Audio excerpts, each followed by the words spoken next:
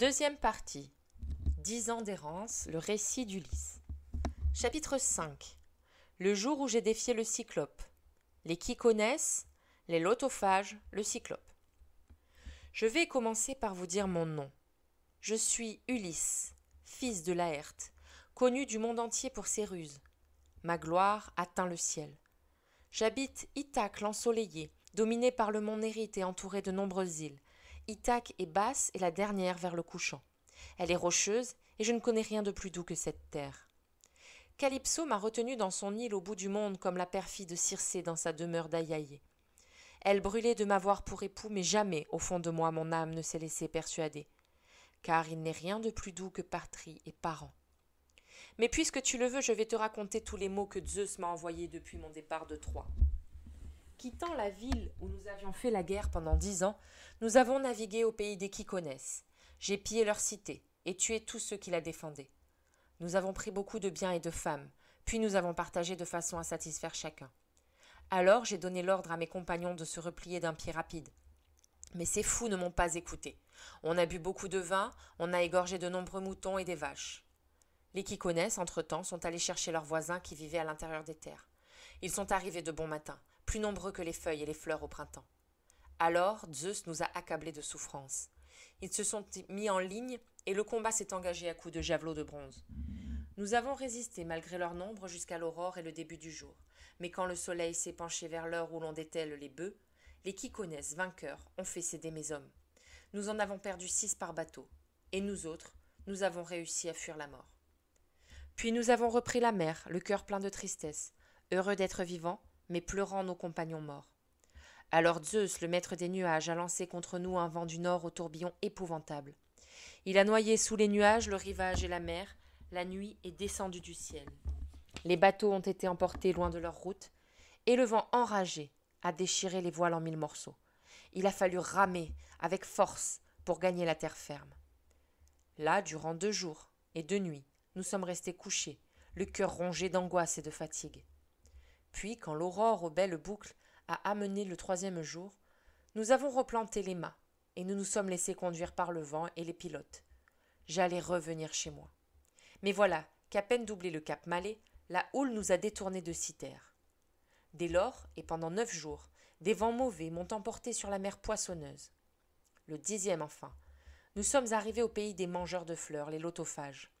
Nous sommes descendus à terre, nous avons refait provision d'eau fraîche et nous nous sommes empressés de manger près de nos bateaux rapides. Une fois que nous avons eu satisfait la soif et l'appétit, j'ai envoyé 3 de mes hommes en éclaireurs. Ils ont rencontré les lotophages qui ne leur voulaient aucun mal, mais leur ont offert du lotus, un fruit doux comme le miel, au cours de leur repas. Or, quiconque goûte aux fruits à la douceur de miel ne rêve que de rester parmi ce peuple, à se gorger de lotus au point d'oublier son pays natal. J'ai dû les ramener de force, malgré leurs larmes, les traîner jusqu'au vaisseau et les attacher sous les bancs. J'ai ordonné qu'on embarque en hâte, craignant que le lotus n'égare d'autres hommes. Ils montent, s'assoient en ordre sur les bancs et frappent de leurs rames la mer qui blanchit sous les coups. Alors nous avons repris la mer, le cœur plein de tristesse, avant d'atteindre le pays des cyclopes, ces géants sans foi ni loi, qui, faisant confiance aux immortels, ne plantent pas plus qu'ils ne labourent. Ils n'ont pas d'assemblée où l'on délibère, ni de loi. Ils habitent au sommet de hautes montagnes, dans de profondes cavernes. Chacun fait la loi dans sa famille sans se soucier des autres. Toute proche du pays des Cyclopes, il y a une île couverte de forêts où vivent un grand nombre de chèvres sauvages. Son port est sûr. C'est là que nous avons abordé pendant une nuit obscure, sans doute guidés par un dieu. Car un épais brouillard masquant la lune nous a empêchés de voir cette île et les puissantes vagues qui roulaient vers le rivage. Nous avons débarqué sur la plage, où nous nous sommes endormis en attendant l'aube divine. Lorsqu'est apparue la fille du matin à l'aurore aux doigts de rose, j'ai appelé les équipages en assemblée, je leur ai dit « Restez ici, fidèles compagnons. Moi, avec mon bateau et mes hommes, je vais voir qui sont ces gens, si ce sont des brutes sauvages et sans justice, ou s'ils sont de ceux qui respectent l'hospitalité et qui craignent les dieux. » Sur ces mots, je suis monté à bord et j'ai ordonné aux miens d'embarquer à leur tour et de larguer les amarres. Ils montent, s'assoient en ordre sur les bancs et frappent de leurs rames la mer qui blanchit sous les coups. Parvenus à la terre dont nous étions tout proches, nous avons aperçu à sa pointe extrême une caverne ombragée de lauriers, devant laquelle des brebis et des chèvres se reposaient. Tout autour s'élevait un haut mur, fait de blocs fichés dans le sol, de grands pins et de chênes touffus. C'est là que vivait un géant hors la loi. Il gardait ses troupeaux à l'écart, isolé de tout, et ne voyait personne. Ce monstre gigantesque ne ressemblait pas à un homme. En le voyant, on avait l'impression de voir apparaître une montagne. Alors j'ai ordonné à mes compagnons de rester près du vaisseau, et je suis parti avec 12 hommes, que j'ai choisis parmi les meilleurs. Je me suis muni d'une outre, en peau de chèvre, remplie d'un vin noir et doux, que j'avais reçu d'un prêtre du pays des Kikones pour l'avoir épargné. C'était une boisson divine. Nous sommes rapidement arrivés à la caverne. Le géant n'était pas chez lui, il faisait paître son gras troupeau. En entrant, nous avons découvert des clés chargées de fromage, des étables bondées d'agneaux et de chevreaux, tous les vases regorgeaient de lait. Alors mes compagnons m'ont supplié de prendre les fromages et de partir en emmenant les agneaux et les chevreaux. Je n'ai pas cédé. J'aurais mieux fait pourtant. Je voulais le voir et savoir quel cadeau il nous ferait, cet hôte. Eh bien, il n'allait pas tarder à se montrer, mais non pas pour nous être agréable. Nous avons fait du feu, et prenant quelques fromages, nous avons mangé, tous assis dans la caverne en attendant. Il est rentré, portant un énorme morceau de bois sec qu'il a jeté à terre à grand fracas. Effrayés, d'un seul bond, nous nous sommes réfugiés dans le fond de la grotte. Il a fait entrer tout le troupeau de grasses brebis qu'il avait à traire, laissant les mâles, boucs et béliers dans l'enclos. Puis il a bloqué l'entrée avec un gigantesque bloc de pierre que 22 chariots à 4 roues n'auraient pas pu faire bouger du sol. Il a trait chèvres et brebis bêlantes, fait venir sous chacune un petit, et mis à cailler la moitié du lait pendant qu'il gardait l'autre moitié pour la boire. Soudain, nous voyant, il demande « Étrangers, qui êtes-vous? D'où venez-vous? Êtes-vous arrivés par la mer? Faites-vous du commerce ou errez-vous à l'aventure comme des pirates risquant leur vie et pillant en terre étrangère ?» À ces mots, nous avons senti notre cœur se briser, épouvantés par la voix effroyable et l'apparence du monstre. J'ai pris cependant la parole et je lui ai dit « Nous sommes des Grecs de retour de Troie, et nous avons erré par tous les vents sur le grand gouffre de la mer. Nous retournions chez nous, mais d'autres routes, d'autres chemins nous ont conduits ici. Ainsi Zeus l'a voulu. Nous voici donc à tes genoux, espérant que tu nous accueilles et que tu nous fasses un don d'hospitalité selon la coutume. Crains les dieux, nous sommes des suppliants, et Zeus défend l'étranger comme le suppliant. » Je dis, mais ce cœur monstrueux me répond. « Tu es fou, l'inconnu, ou tu viens de fort loin si tu me conseilles de craindre et de respecter les dieux. Nous autres, les cyclopes, nous n'honorons ni Zeus, ni les dieux bienheureux, nous sommes plus forts qu'eux. Ce n'est certainement pas la crainte de Zeus qui me ferait vous épargner, toi et tes compagnons. Mais dis-moi en venant, où as-tu mis ton beau navire? À la pointe de cette île ou plus près? Dis-le-moi » Maintenant j'en savais trop pour être dupe et je lui ai tenu ce discours rusé. Mon bateau, Poséidon, l'ébranleur du sol, l'a brisé, en le jetant sur des récifs aux confins de votre île. Nous seuls avons réussi à échapper à la mort. Je dis. Ce cœur monstrueux n'a rien répondu, mais il a bondi, jetant les bras en avant, a saisi d'un coup 2 de mes compagnons et les a fracassés contre terre comme des chiots. La cervelle gicle et mouille le sol. Il les découpe membre à membre et en fait son repas. Comme l'aurait fait un lion, il les dévore sans rien laisser.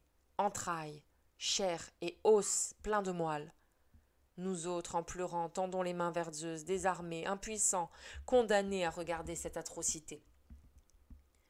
Quand le cyclope a bien rempli son énorme panse, mangé la chair humaine et bu du lait par-dessus, il s'est allongé au fond de la grotte au milieu de ses bêtes.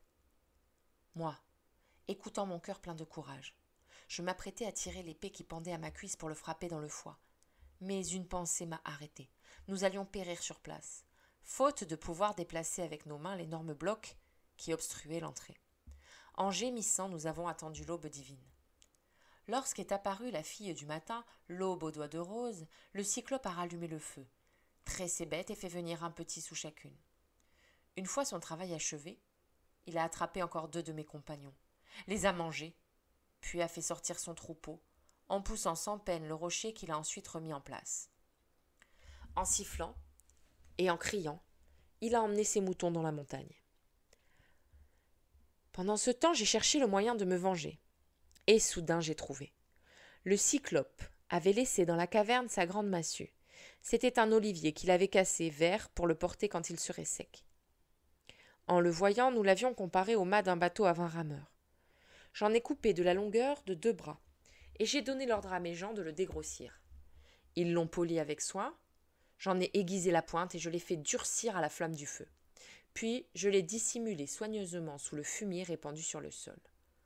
On a alors tiré au sort 4 hommes, qui prendraient le risque avec moi de soulever le pieu pour le tourner dans l'œil du monstre dès qu'il s'endormirait. Vers le soir, il est revenu, menant ses brebis à belle toison. Il a poussé tout son troupeau dans la vaste caverne. Puis, soulevant le bloc énorme, il a bouché l'entrée, s'est assis pour traire ses bêtes et a fait venir un petit sous chacune.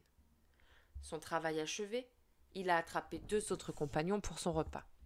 C'est alors que je me suis approché de lui pour lui parler, tenant entre les mains une jatte pleine de vin noir. « Tiens, Cyclope, bois ça pour arroser ces chairs humaines et tu sauras quelle boisson transporter mon navire. C'était le cadeau que je voulais t'offrir, pensant que ta pitié nous permettrait de retourner chez nous. Mais ta fureur ne connaît pas de limite. Malheureux, penses-tu qu'un homme viendra encore te voir en suppliant, sachant ce que tu as fait ?» Je dis, il prend la jatte, la vide, et le doux nectar lui plaît, à tel point qu'il en redemande. « Sois gentil, donne-moi encore, et puis dis-moi ton nom pour que je te fasse à mon tour un cadeau qui te plaise. » Je lui ai reversé du vin de feu. 3 fois je l'ai servi, et 3 fois l'imprudent l'a bu. Puis, une fois que le vin a troublé ses esprits, je lui ai dit ces paroles mielleuses. « Tu veux savoir mon nom le plus connu, Cyclope ? Je vais te le dire, mais n'oublie pas le cadeau que tu m'as promis. Je m'appelle Personne. Personne est le nom que mon père et ma mère et tous mes compagnons me donnent. » À ces mots, ce cœur impitoyable répond. « Je mangerai donc personne en dernier, après ses compagnons. Voilà mon présent d'hospitalité. » Il dit, se renverse et tombe sur le dos. Puis son énorme tête a fléchi, et un sommeil irrésistible s'est emparé de lui. De sa gorge a jailli du vin et des morceaux de chair humaine. Il rôtait l'ivrogne. Alors j'ai enfoui le pieu sous le tas de braise pour le faire chauffer, tout en exhortant mes compagnons au courage. Il ne fallait pas que la peur les gagne. Quand le pieu d'olivier est sur le point de s'enflammer, je le retire du feu. Il répand une lueur terrible. Un dieu nous insuffle un grand courage. Mes hommes le soulèvent et l'enfoncent dans l'œil. Moi, je pèse dessus d'en haut et je le fais tourner. Et le sang coule autour du bois brûlant. La prunelle en feu grille la paupière et le sourcil et ses racines grésillent. Son œil siffle autour du pieu d'olivier comme le fer d'une hache rougie au feu crie et gémit quand le forgeron la trempe dans l'eau froide. Le cyclope pousse un hurlement épouvantable. La roche en renvoie l'écho, et nous bondissons en arrière. Il arrache le pieu souillé de sang, le jette loin de lui, affolé, et appelle à grands cris les autres cyclopes qui habitent aux alentours, dans des cavernes en haut des montagnes. En entendant ces cris, ils ont accouru de tous côtés, et plantés devant la grotte, lui ont demandé « Pourquoi, Polyphème, pousses-tu de tels hurlements ? Pourquoi nous réveilles-tu au début de la nuit ? Est-ce qu'un mortel te vole ton troupeau ? Est-on en train de te tuer par ruse ou par force ?» Du fond de sa caverne, le grand Polyphème a répondu « Mes amis, on me tue par ruse et non par force. Et qui me tue ? Personne. » En réponse, on lui a fait ces paroles ailées. « Personne ? Sans violence ? Et seul comme tu l'es ? Ton mal doit venir du grand Zeus et nous n'y pouvons rien. Implore donc plutôt Poséidon, ton père. » Sur ces mots, ils se sont éloignés. Et j'ai ri en moi-même de les avoir abusés par ma ruse. Le cyclope, geignant et torturé par la douleur, a enlevé en tâtonnant la pierre de l'entrée et s'est assis en travers, en étendant les bras pour attraper ceux d'entre nous qui auraient tenté de s'échapper en suivant les bêtes. Il me croyait assez idiot pour ça ? Moi, j'ai cherché le moyen le plus sûr pour nous arracher à la mort. Or, les béliers bien nourris ont une épaisse toison. Sans bruit, je les ai attachés 3 par 3, avec les osiers tressés sur lesquels dormait ce monstre sans foi ni loi. Le bélier du milieu porterait l'homme et les 2 autres le protégeraient. Pour moi, j'ai choisi le plus gros du troupeau. Je l'ai pris par les reins, je me suis glissé sous son ventre, m'accrochant à sa laine avec les mains. Puis, je suis resté immobile, attendant patiemment l'aube divine.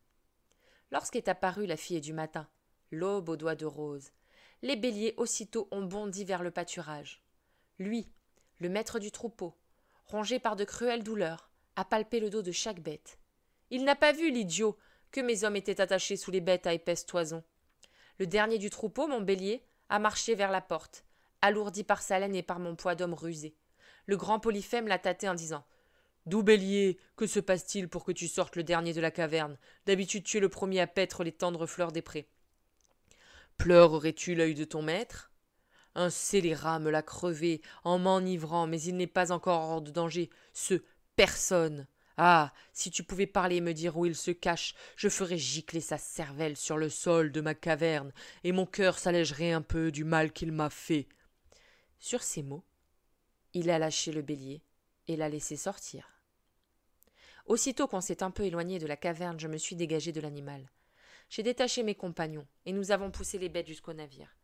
Je leur ai ordonné d'embarquer le troupeau au plus vite et de reprendre la mer. Ils montent, s'assoient en ordre sur les bancs, et frappent de leurs rames la mer qui blanchit sous les coups. Alors que nous étions encore à portée de voix, j'ai lancé au Cyclope ces paroles moqueuses. « Ce n'étaient pas les compagnons d'un lâche, Polyphème, que tu as dévoré avec une grande violence. Tu n'as pas tardé à payer le prix de tes crimes. Zeus et les autres dieux t'ont châtié. » Ces mots n'ont fait qu'augmenter sa colère. Il arrache le sommet d'une montagne et la jette. Il tombe devant notre navire. Sa chute dans la mer soulève une vague qui nous ramène presque à terre. Mais moi, de mes deux mains, je saisis une longue perche pour résister à la poussée des flots, et d'un signe de tête, j'encourage mes compagnons à se pencher sur leurs rames.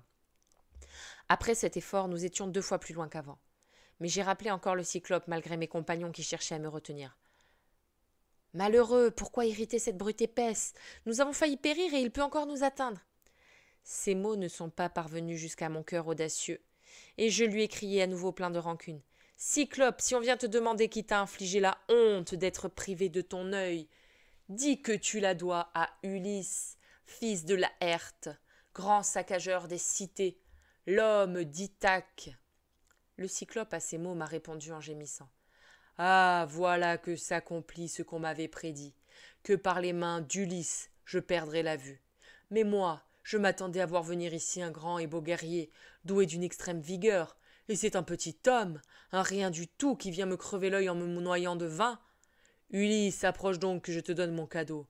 Écoute-moi, Poséidon aux cheveux bleus, maître de la terre, si je suis vraiment ton fils, retiens loin de chez lui ce pilleur de cité, ou du moins si son destin est de revoir les siens et de retourner dans sa demeure sur le sol de son pays, que ce soit après bien des malheurs, sans ses compagnons, et sur un vaisseau d'emprunt. » Il dit, et le dieu aux cheveux bleus exauce sa prière.